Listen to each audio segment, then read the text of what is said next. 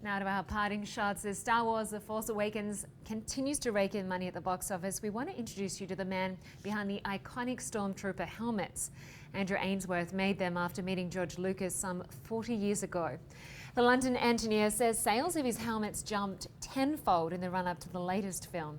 Interestingly though, they are barred from sale in the US. Nick Glass explains.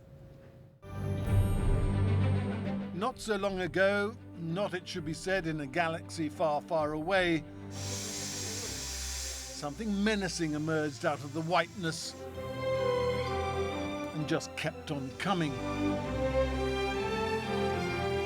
A production line of Star Wars Stormtroopers. And a proud Englishman stood on a patch of grass in the London suburbs and showed us his gleaming helmet. This is the guy who fought George Lucas in the British courts and won.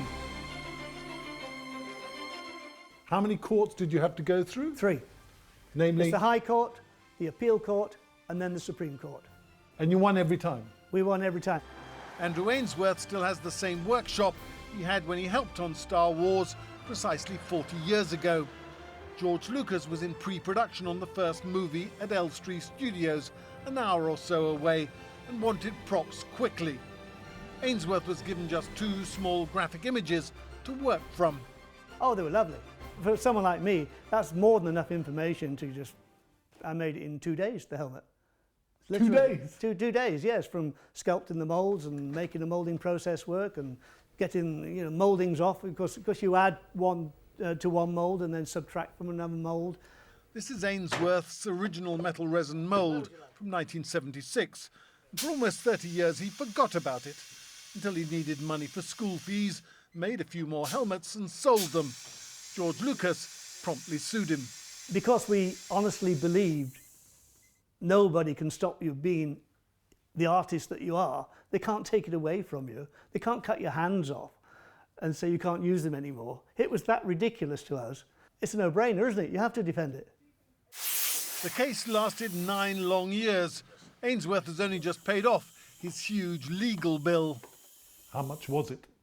I'd rather not say, but it was an awful lot. Hundreds of thousands or millions? Millions. The British ruling was that the helmet was a piece of industrial design and so out of copyright, so production could resume. With the new Star Wars movie out, demand has increased at least tenfold, and Ainsworth is finally about to make some money. Back in 76, 20 quid a helmet? Yeah. And now? We sell them for 500 of originals, but we do a copy at 200. Did you ever imagine it would turn out like this? No, of course I didn't. And he's going to have to sell a lot more helmets to recoup the costs of that legal case. Well, you can always follow the stories the team is working on throughout the day by going to our Facebook page. That's at facebook.com/CNN Connect. And you can get in touch on Twitter. You can tweet me at Lynda Kinkade. Well, that was Connect the World, and I am Lynda Kinkade. Thanks so much for watching.